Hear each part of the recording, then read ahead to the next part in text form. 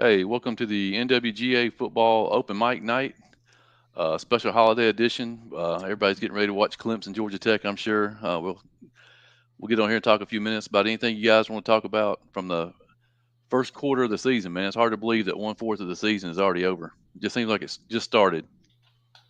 Yeah, it's. I knew we'd be saying this. I knew it wouldn't be long. We'd be talking how fast it's going by, and we'll be talking playoffs obviously before too awful long. Yeah, starting to get cooler. Give a shout out to all the people up there in Chattooga County, man, who are under all that flood water. I know they're having a rough time up there, man. Thoughts and prayers go out to them. Um, Yes, like I said, hop on here, man. YouTube, Facebook. Send us your comments. Anything you've seen this year that surprised you so far. We'll go through some of ours, our surprise teams, surprise players. Just some things that has caught our attention this first month of the season. What Yeah. about you? So what stands out most for you early in the year, Benton? Well, one thing that stands out. I guess I'm surprised by it because I'm used to Calhoun being like extremely dominant. Dominant. Maybe it's the level of competition they played or whatnot, but I feel like they haven't been as dominant as I expected them to be with some of the players that they have. Um, they've won games. Don't get me wrong, but I'm just used to seeing Calhoun being pretty dominant, But like I said, it could be the level of competition. And Yeah, one yeah, team that I've been in Division Two here that I've been impressed with, Mount Zion. Mount Zion Eagles been putting up the points and looking pretty good. Going forward, we'll see what they can do. I'm looking at their schedule. I mean, it's somewhat favorable. You end up with Herd, Christian Heritage, and Bowden late in the season. That could be interesting there. But uh, I've been impressed with them. yeah. I think that they've what outscored their opponents what like 117-17 so far. Something like that. Yeah. Yeah, close to it. I mean, that 40-0 lead they had last week on Jordan after one quarter was super impressive, Yeah. especially on a Thursday night in at their place, man. I think one of the teams I've been surprised by, Gilmer County Bobcats, off to a 3-0 start. Um, they were the underdog in two of those games, pulled out the victory. Big win over Fannin County, which at the time, we thought maybe Fannin County was down, but we saw last Friday night, man, that Fannin County is back. So Yeah. that, so that, yeah, so that win even looks bigger now. They're still kind of a mystery to me. Picking anything to do with Fannin County right now is I don't know. Yeah, I don't know. I sent Tim a message earlier this week, man. Gilmer, Pickens, and Fannin, and probably North Murray too. I have no clue when it comes to picking games between those four. I tell You you can't. another team over that way that's impressed me. The Lumpkin County Indians. We've seen Lumpkin County in the spring up here at Armurchie, and they have a game coming up this week against Temple at home. I think that's going to be something to look into. See how they fare against Temple and Cam Vaughn because we know what Cam Vaughn can do. I seen it firsthand last week in Somerville.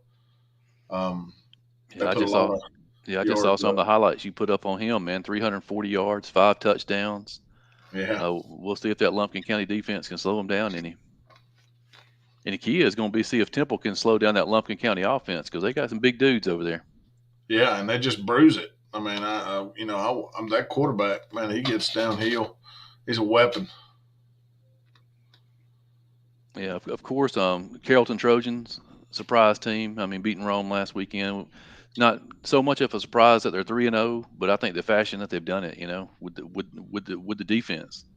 I mean, we Yeah, kind of all expected the offense to come out and put up points like they did week one, but the defense has been spectacular the last 2 weeks. and you got to put Carrollton on the short list of favorites right now. I mean, I know it's big boy football. Don't get me wrong, but I mean, I think they could compete.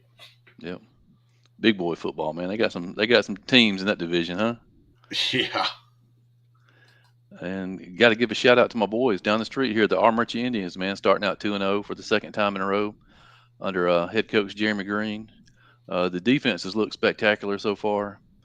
Um, they held Gordon Lee team to 14 points last week, and we saw what Gordon Lee did this week against Southeast Whitfield. They came out and scored 48 in three Hmm. quarters.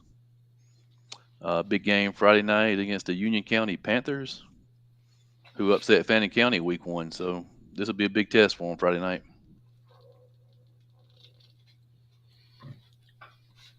I have Carrollton ranked as number 80 on the Max Preps national rankings. Yeah, I think they made their way up to number 8 in the AJC rankings in 7A. I mean, which is good considering they didn't even rank to start the season for whatever reason. I guess a lot of people thought they were young, moving up to 7A. Chris Free wants to know if we were surprised about the score of Raven County at Adairsville. Give me that final one more time. I know it was a big one. 72-36.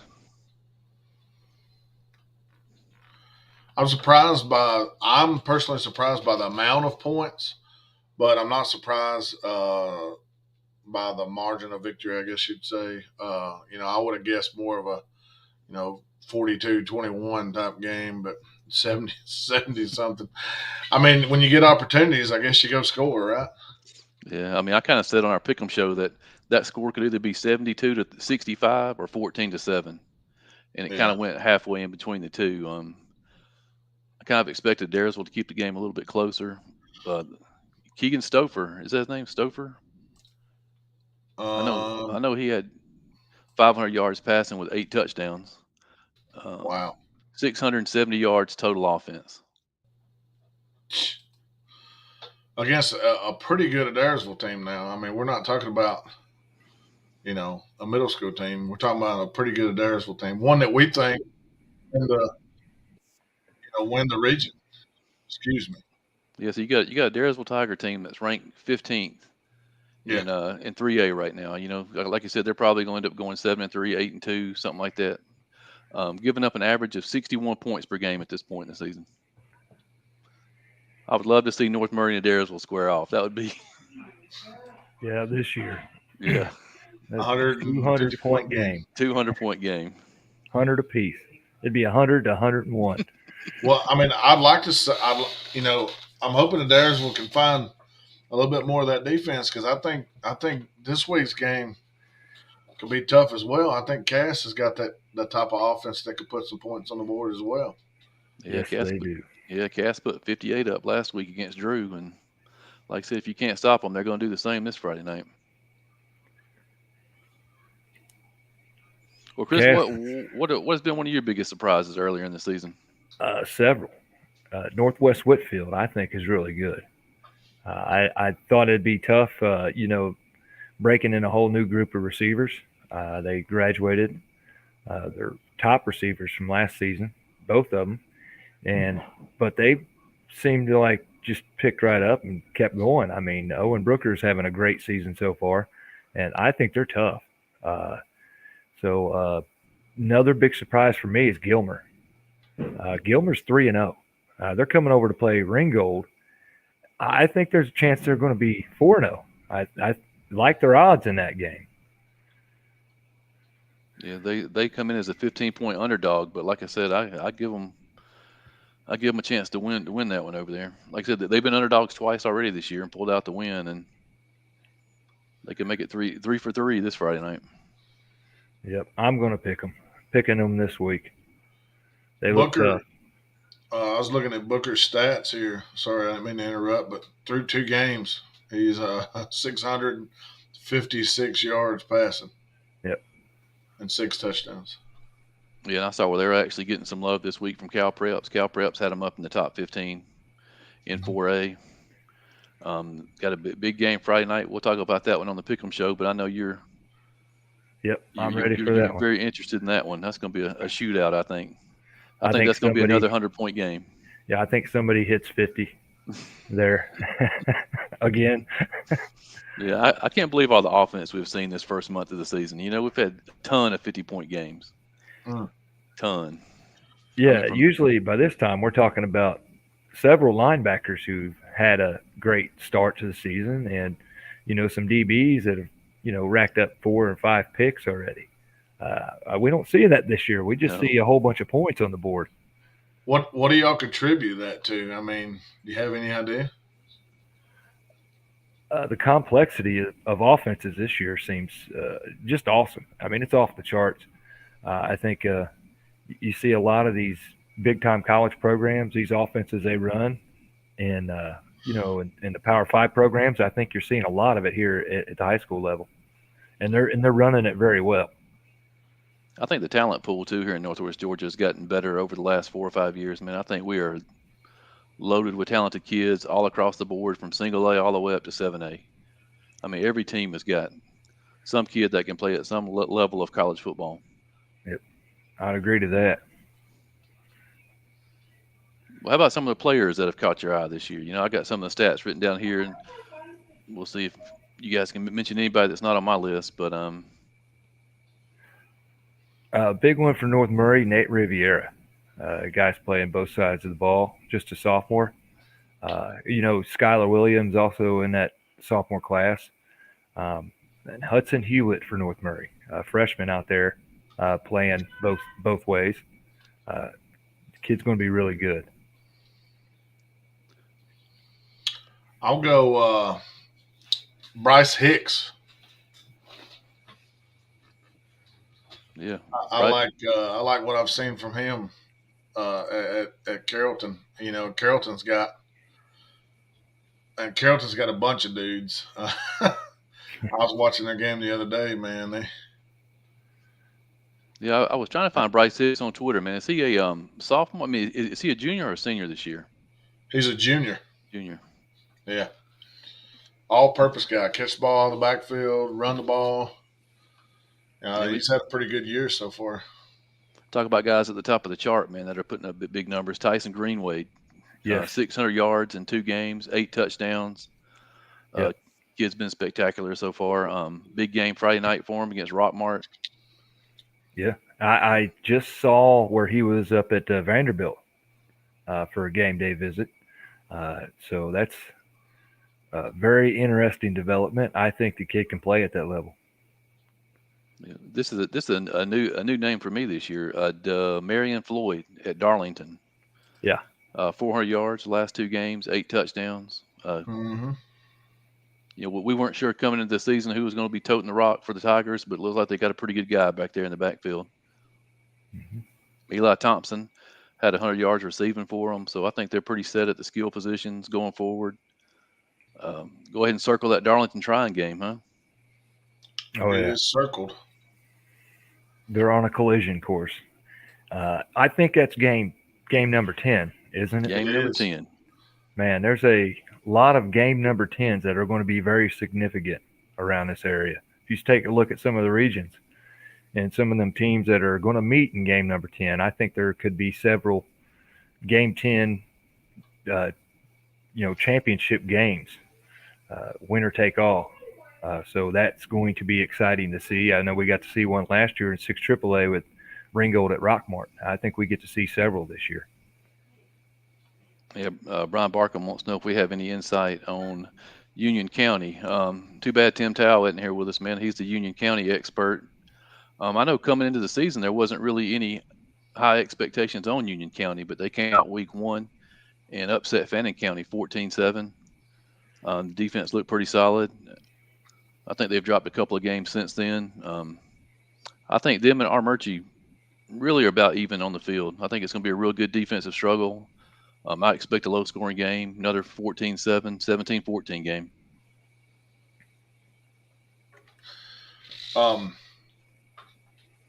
This is maybe it ain't off subject, but it's a little bit out of Georgia. But I want to give a shout out to Chattooga's old head coach, Coach Hammond. He has a running back. Well, he actually plays quarterback at Valley Head over across the mountain over there in Valley Head, Alabama, that is currently ranked 3rd in the nation in rushing. He has 829 yards Wow. in 3 games at the quarterback position. Wow. You saw him Calvary, over in the spring, right? Yeah, we did. We did. I'm looking right now on Max Preps. Calvary Christian has a guy with 927. St. Bonaventure has a guy with 853, and Ethan Bain is number 3 with 829 yards in 3 games. Yeah. Wow. That's a lot of production. I got to give a shout out to a guy that I've been talking about for a year now on the show, and Jalen Poe at North Paulding. Man, he had 417 yards total offense Friday night. Mm. Um, they got a big one coming up this Friday against South Paulding. I mean, if you haven't seen this kid's film, I mean, he's a real deal at 5'11", 210 pounds, quick, fast, strong.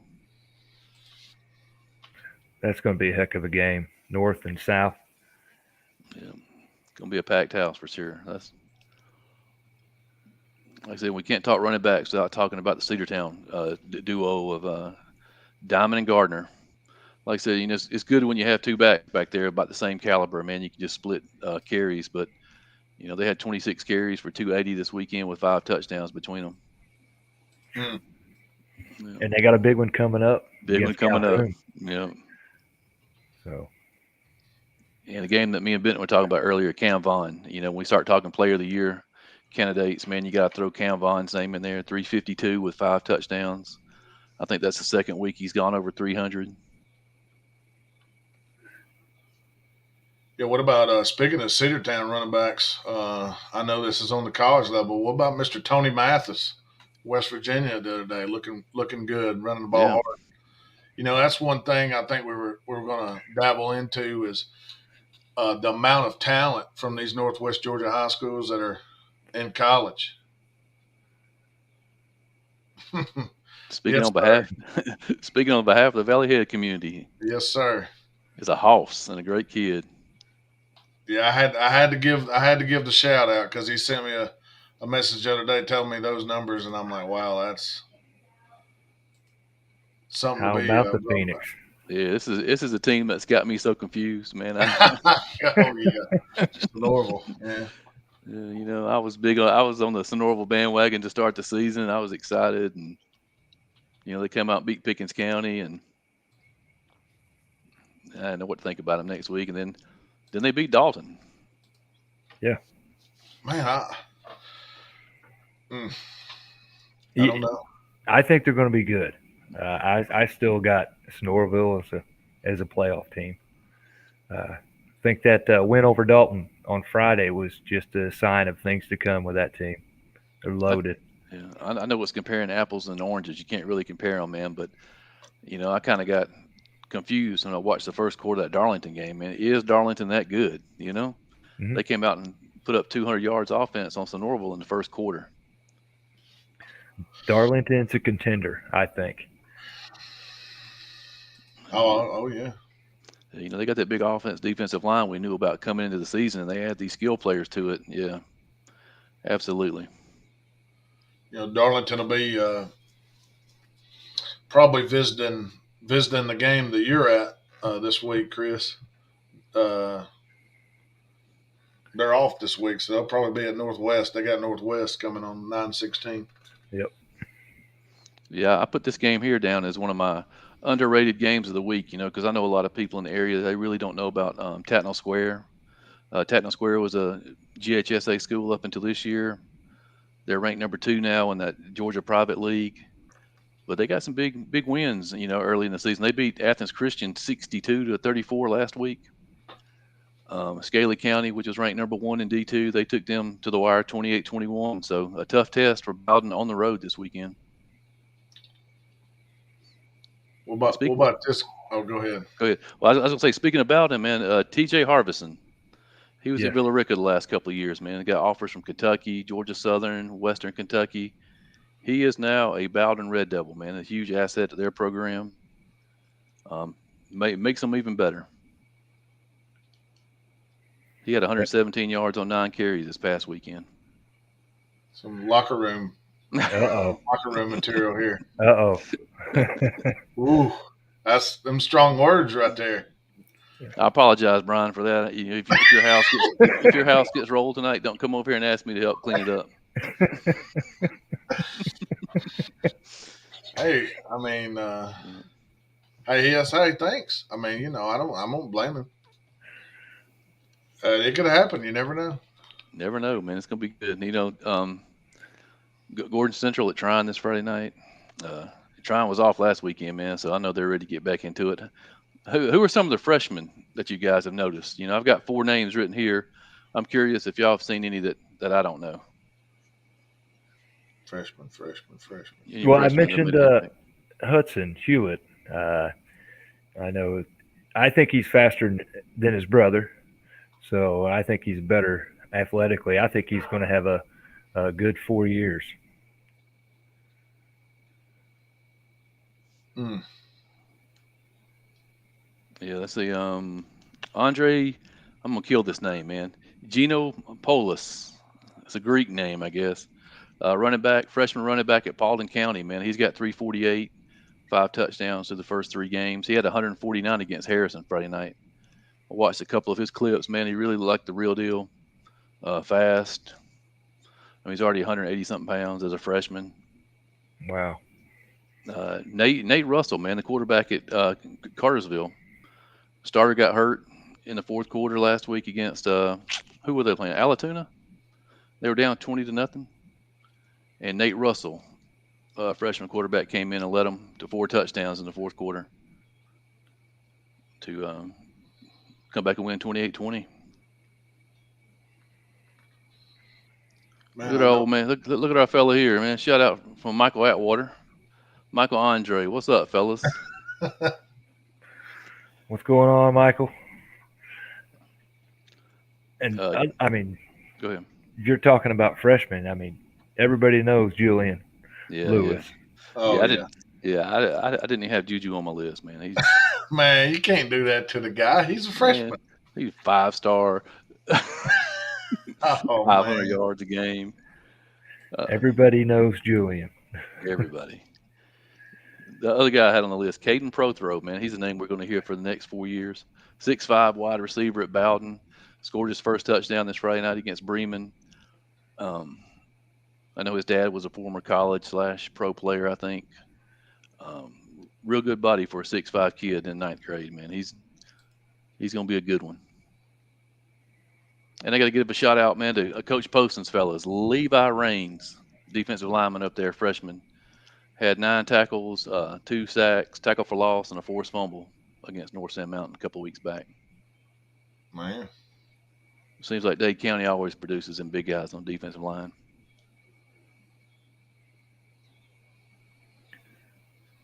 All right, man. You guys want to give a shout out to anybody else while we're on here? Yeah. What were the names of the 2 big receivers at Pickens? One's a big tight end, but they both can split out. They play on the line as a tight end or out in the split out wide in the slot. I Pike think they're is both one around of them. 6'4". Yeah, Yeah, Pike is Pike. the one good. Those guys were pretty good. It's impressive to watch them play. I think there's some next level talent there. Yeah, we didn't get to talk to you last Friday night much, Chris. Man, what were you surprised by that Fannin County score? I mean, that they were able to hold Pickens to 0 points in the first half. Yeah, it's a little bit surprising. I know this is revival of an old rivalry game that went on for many years. I think it started in the 80s, and it was played most years all the way up until 2011. So they brought this game back, and I know it's a TV game. It's a big deal over there. I think it's awesome that some of these games that haven't been played in a long time after this last realignment and reclassification, we get to see these games again. So I think Fannin was just the more pumped team, and bringing Pickens at home and revitalizing that old 5-15 rivalry. I think they did good. I didn't expect them to hold them to 0 in the first half. That's something. Yeah. Yeah, I had some stats on that kicker, my Friday night standout list. Man, their kicker had an unbelievable game. You don't really say that about a kicker, but I mean, I know he had a 29-yard run for a first down on a fake and kicked a bunch of field goals and touchbacks and averaged 50 yards a punt, and he actually recovered an onside kick. That's a pretty good stat line right there. 50 yards a punt, score a touchdown, recover your onside. I mean, that's you couldn't ask for anything more from a kicker. Jack Cantor is his name. Jack Cantor. Shout out to Tyler Cheatwood, a name that I Yeah, hadn't heard until this week. Two pick sixes in the first quarter Friday night. it's a big deal. I think we were mentioned Tyler during that Yep. 7-4A show. He's one of those returning starters for that Heritage uh, team that's brought back 18 seniors. Uh, so they are loaded. So it's another 7-4A. Just a I don't know who's going to win that region. I think Cedartown's going to win it. I don't know who else is going to the playoffs anymore. Yeah. I see Yeah. it. Yeah. I see it. Yeah. Yeah. Just I ignore that one, see I it. think. Yeah, I think that's Uh-oh. Um, probably the thing to do. What we can't mention though is that Rome's trying to get back on the horse after losing a close one to Carrollton. They have Pebblebrook at home. I don't know much about Pebblebrook, but yeah. I You think know, Rome should be able to get back on the winning ways. like I said, it's comparing apples and oranges again, but Pebblebrook is actually in Carrollton sub-region. So, I mean, we'll kind of get a comparison of Pebblebrook and Carrollton this Friday night. I got you. I tell you, another guy I wanted to mention, man, we don't say enough about Rockmart on this show. Brent Washington, I noticed that he was up at Tennessee last weekend, or he got some love from Tennessee. Going to be a huge Division One prospect next year. Chris has talked about him the last 2 years. Yep. 15 total tackles last game. Absolute beast, man. It's an FBS dude right there. Yep. Reminds me of Rennie Curran when Rennie Curran was in high school. I don't know if anybody's had the chance to go look at the film that of Rennie Curran in high school. That's what he looks like to me. Yeah, I saw that Same coach. type. Yeah, I saw that Coach Gates from Cass gave him a shout out, man. And Coach Gates played at Georgia, so he knows talent. Yep. And he said after the game, the dude was the real deal. Hmm. And he'll get his chance this Friday night to run down Tyson Greenwade up there in Dalton. So we'll see Yeah. how that goes. Yeah, I'm gonna pick Rockmart with that game just because of Brent Washington. I think he's got the closing speed to be right there with Greenwade all night. Yeah, I knew he was somebody you've talked about just about every show we have, man. You always bring up Brent Washington, and Yep. You'll be seeing that kid play on Saturdays one day. Chris Roper, man. Like I said, they came out on the bad end of the stick this past Friday night, but 5 touchdowns already through 2 games. Caden Copeland, Ethan Bloom, all those guys, man, they're going to get back on track. That's going to be a heck of an offense to watch going Mhm. forward. They're going to put up points in 6 AAA. They're going to be a tough team to beat, 6 AAA.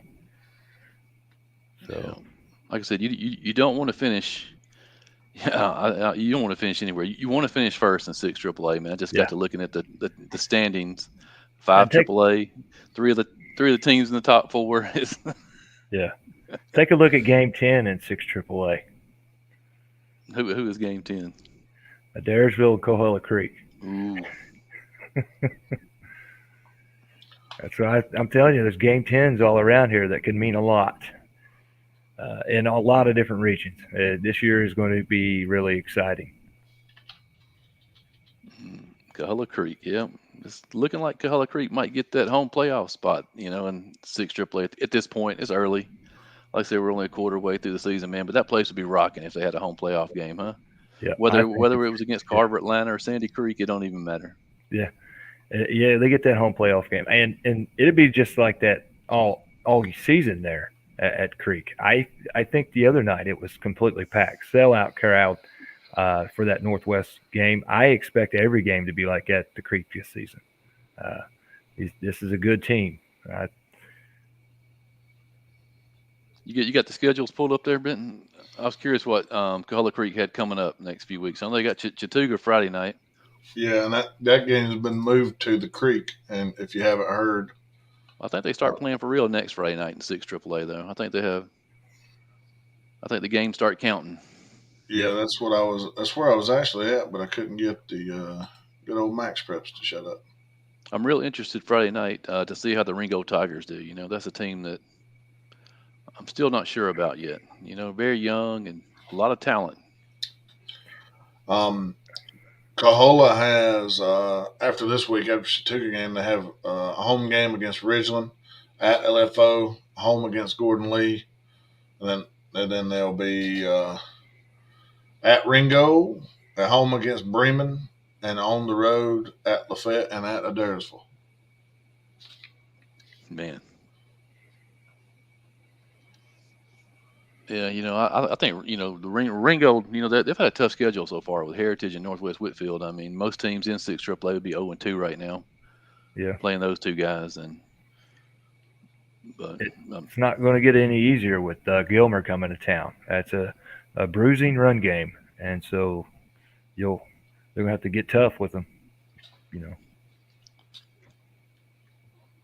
Tyson Greenway, grown man, run the football, runs behind his pads and keeps his feet moving. Take it to the house at any given moment. That's true. I've seen it. What a size is he? I want to say he's around 5'11", 6 foot. So you have to look that up, Benton. If you got I'm his, on it. I'm on it. I can't remember. I can't. You're not gonna get probably real numbers on here anyway, but Yeah. I'll give you what they list him as.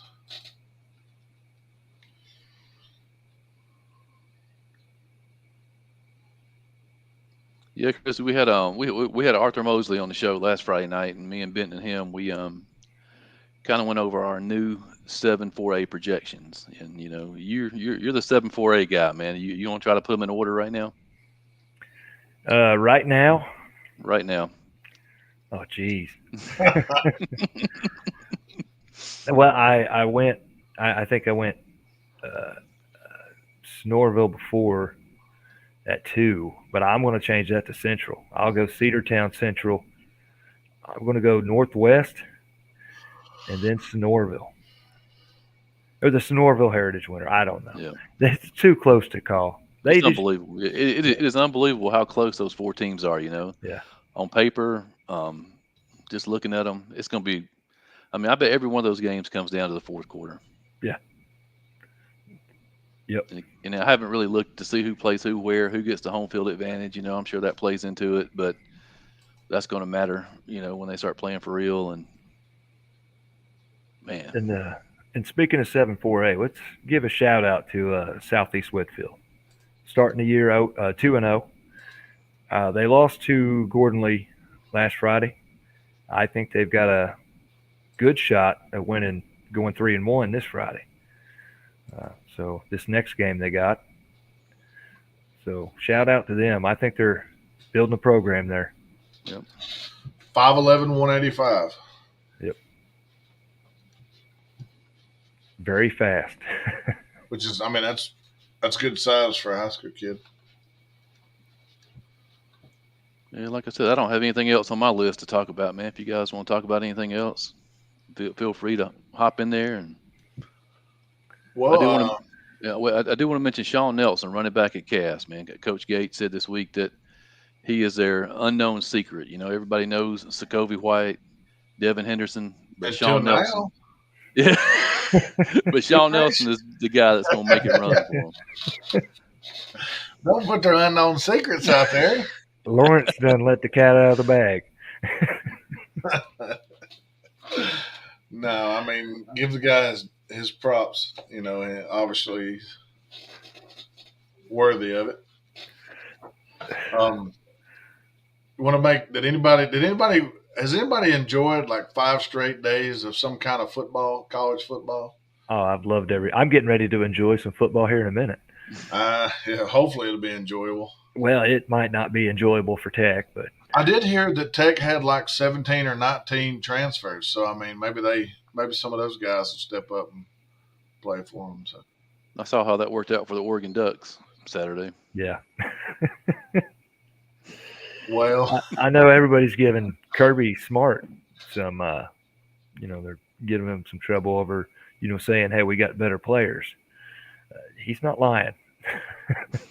So I'm going to have to agree with Kirby Smart there. I think they recruit better.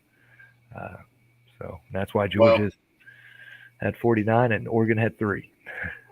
I'll say this, and I've heard Kirby, and I've heard a lot of good coaches say this: don't let your highs get too high and your lows get too low. So I don't, kind of take it with a grain of salt, move on to the next game. Obviously we should be able to beat Sanford, not Stanford, Sanford next week, and after this week's performance, ticket prices have just been slashed because people don't want to go watch that next week. So if you want to go to a game, you can probably get it half price. 4 o'clock start against Sanford, but then you got to go to South Carolina. Probably, I don't know the start time for that game yet. Do you? Nope. It's probably a noon game unless they option it. Yeah, and I don't think Spencer Rattler had the debut as a Gamecock that he wanted to have. I think he was hoping No, for a much better debut there. but they got a W, and Yeah. I want to take a second to talk about that Utah Florida game. Did y'all watch any of that game? Yes. Yep. I thought the Well, quarterback looked real. I thought the quarterback looked real good, and I thought, like I said last night, man, we were tweeting back and forth. I was happy for the coach, man, because he took so much crap when he first got there, and Yeah. he got that win. And yeah. I still don't think they compete with Georgia, though. No. I mean, let's see what this guy has to say about Georgia football. He's got to roll in here, help me out, roll tide. We need some more Alabama people on the show. Roll Tide. What's happening, fellas? What's going How's on, it Paul? going down that way, Paul? Well, that's actually one of the reasons I got on here, Chris, is, before you guys wrapped up, I just wanted to jump on and give a shout out and a thank you to all the folks that have reached out to the Chattooga County community, all the communities inside the county that have been affected by some of the flash floods yesterday, and so many different communities, schools, churches in the surrounding area that have got together and sent their prayers and their thoughts and their well wishes, and then a lot of folks sending supplies, especially water. Looks like there could be looks like the city of Summerville and maybe some other surrounding areas may be without water for several days. Looking like there may not be school with some of the Chattooga County schools. A lot of businesses won't be able to be open this week due to the fact that there's just no water. And also just want to mention that a lot of people in the community had some property damage, some water in their homes, water under their homes, air conditioner units, ductworks being flooded and ripped out, and a lot of roads, a lot of bridges, a lot of driveways suffered a lot of damage. People are going to have to spend a lot of money, or at least try to go through their insurance companies, try to get some things fixed. And so it could still be a rough few days here. So I just wanted to kind of reach out. Anybody that's watching, anybody that watches this in the future, not watching it live, just keep the folks at Chattooga County in your thoughts, in your prayers, and if you've got some spare jugs of water, gallons of water, cases of water, send them this way, because there's some estimates. They're hopeful that it could be just a few days, but there's some estimates that say it could be a couple weeks before some places have water service returned to them. Yeah, and if anybody wants to help out, man, you can go online and find places to give. But if not, you can get in contact with us. We can get in contact with Paul, and he can direct us, on who to give it to, where to take it, and we'll make sure your water gets to where it's going. And a big shout out to the Colts who are hosting Chattooga Friday. They're also doing a water drive at that game, collecting cases of water for the. That's exactly Chattooga right, Chris.